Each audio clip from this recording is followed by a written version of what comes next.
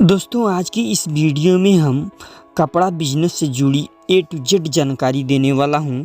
अगर आप कपड़े का बिजनेस शुरू करना चाहते हैं या कपड़े का बिजनेस कर रहे हैं तो ये वीडियो आपके लिए बहुत ही नॉलेजफुल होने वाली है। तो वीडियो को बिना स्किप किए हुए आखिर तक देखिएगा दोस्तों। तो दोस्तों आज की इस वीडियो में हम कपड़े के व्यापार को 5 कैटेगरी में बांटा है दोस्तों।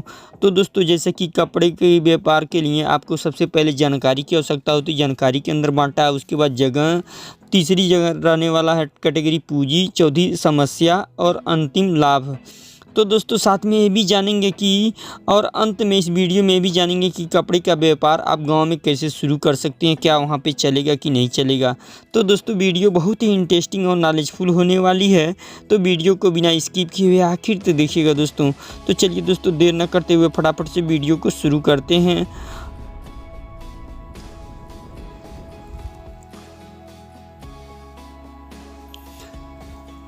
जानकारी के अभाव में आप कोई भी बिजनेस हो, चाहे कपड़ा हो चाहे अदर बिजनेस करते हो, तो बिना नॉलेज के आप उसको लॉन्ग टाइम तक सक्सेसफुली रन नहीं कर पाएंगे। तो इसके लिए आपको व्यापार का सही नॉलेज होना बहुत ही ज़रूरी होता है अगर आप सक्सेसफुल बिजनेस करना चाहते हैं, यानी बिजनेसमैन होना चाहते हैं।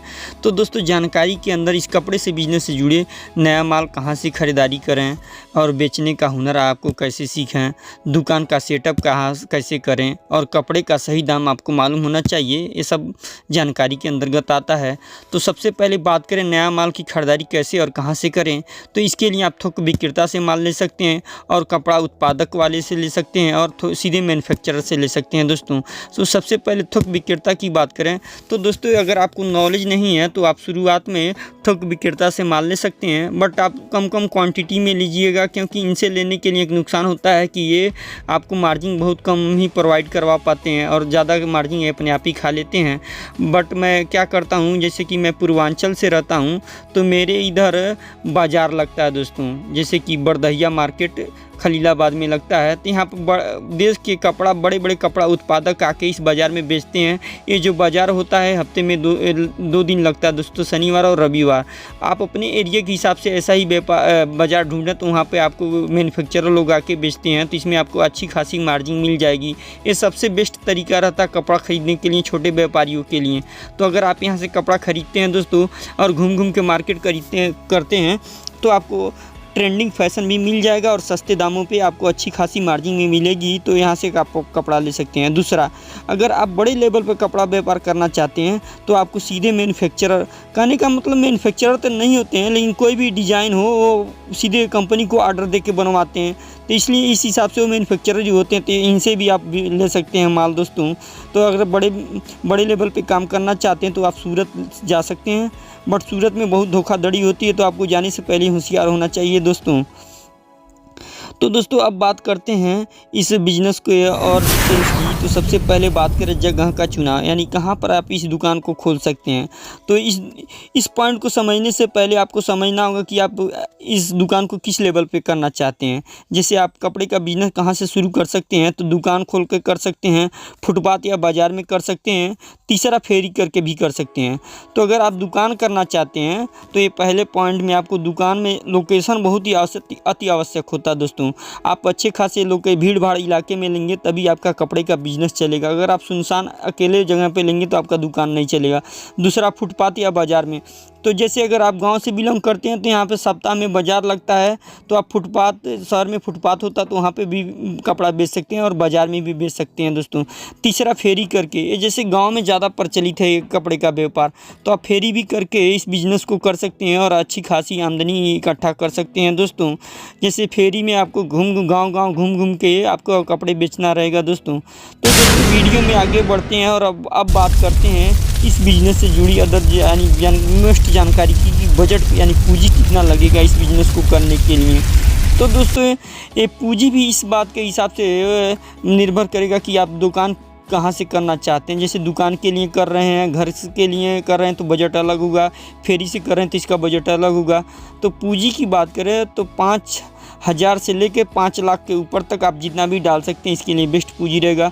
तो दुकान के लिए, एक अच्छी दुकान के लिए आपको कम से कम 5 लाख की पूंजी अति आवश्यक होता, तभी आप एक अच्छा दुकान कर पाएंगे दोस्तों। इसमें आपको इंटीरियर खर्च आ जाता है और आप अच्छी खासी दुकान भी कर सकते हैं दोस्तों।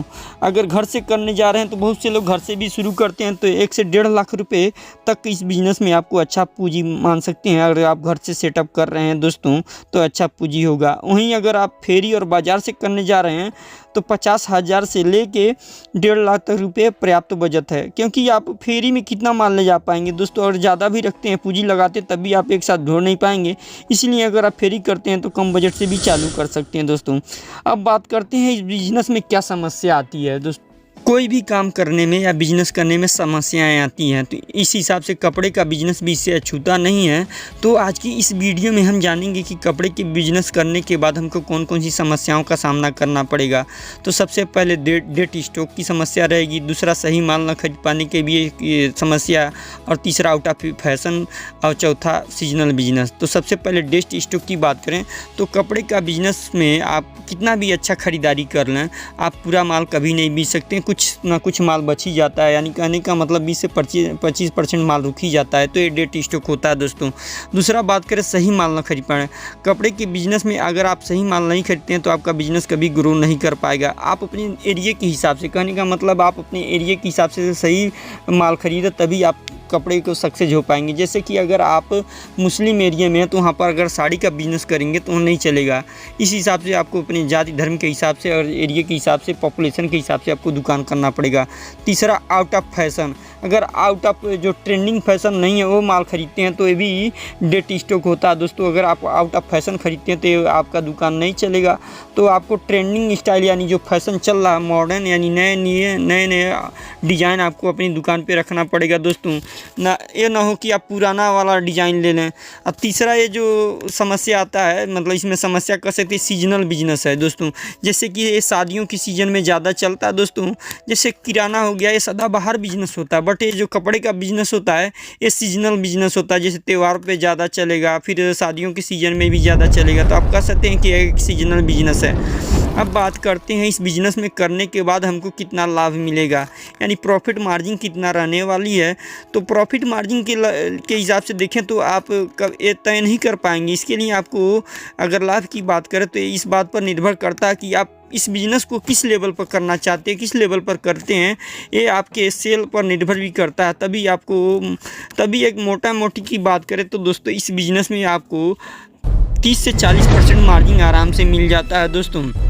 हम बात करते हैं कि आप इस बिज़नेस को गांव में कैसे शुरू कर सकते हैं। तो गांव में शुरू करने के लिए आपको क्या करना होगा। कपड़े का व्यापार गांव में शुरू करने के लिए आपको कुछ अलग हटके भी करना पड़ता है दोस्तों। जैसे कि अगर आप सिटी में खोलते हैं तो पर्टिकुलर एक कैटेगरी में आप रख सकते हैं अपनी दुकान, बट अगर आप दुकान गांव में ऐसा करेंगे तो नहीं चलेगा।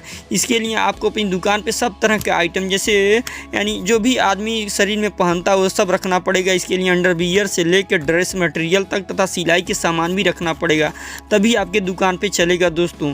नहीं तो अगर आप एक कैटेगरी में गांव में दुकान करेंगे तो नहीं चलेगा। ये थी टिप्स जो कि कपड़े के बिज़नेस से जुड़ी थी। उम्मीद करता हूं कि ये वीडियो आपको पसंद आई होगी, और कमेंट करके बता सकते हैं कि अगर कोई टिप्स छूट गया दोस्तों। धन्यवाद।